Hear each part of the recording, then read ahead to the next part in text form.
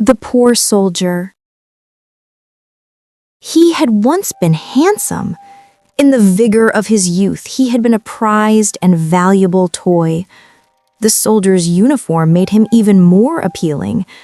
With a gun in one hand and a sword at his waist, he looked like a dashing young soldier standing guard among the hundreds of toys in Old Allan's shop. But fate turned against him. Days passed, then weeks and months, and soon years went by, yet nobody bought him. New toys arrived and were snapped up at once, while not a single child glanced at the soldier. As the days went by, the soldier's youth faded, and his spirit grew heavy. He felt both puzzled and miserable. Why did no one pay attention to me? Why won't someone take me home?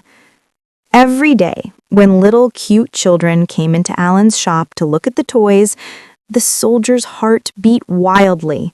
He watched their innocent faces with longing, but the children were so absorbed in other toys that they never even glanced his way.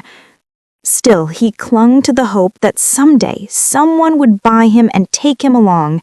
He never gave up. In his heart, he would whisper, "Oh, if only someone would buy me and love me even once. Then, even if they later throw me away, I would not feel so hurt." But it seemed that the poor soldier's wish would never be granted. His prayer remained unanswered.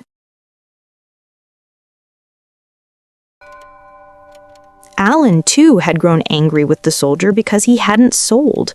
He kept lowering the soldier's price, first from 6 pence down to 4 pence, then down to 2 pence. But even at 2 pence, no one bought him. Finally, exhausted by bad luck, Allan put the poor soldier in the very back row behind the other toys. That corner was utterly dark. A hand could barely be seen. There, the soldier stood, leaning against the wall, quietly shedding tears for his misfortune and loneliness. He knew he no longer looked as he once had. His gun was crooked, his sword was broken. Who would want him now? When the other toys laughed at his damaged face and mocked him, he sighed inwardly and thought, "Oh, how could those who do not care possibly understand my sorrow?" Time passed this way.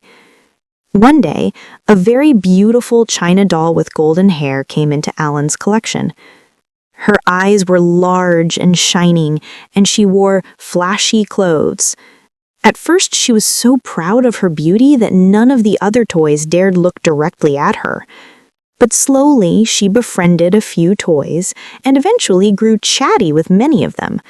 Her closest companions were the camels, horses, and donkeys. She liked to parade around with them.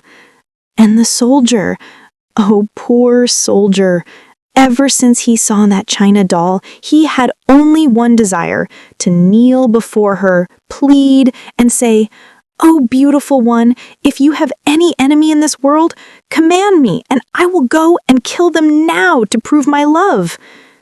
At last, on a brave day, the soldier gathered courage and told the doll this. As soon as she heard him, she furrowed her brow, then looked him over from head to toe. Suddenly, she burst out laughing. Her friends asked, "What's so funny? What happened?" The china doll told each toy what the soldier had said. Immediately, Allan's shop rang with the toys' laughter. The poor soldier was shamed and bowed his head.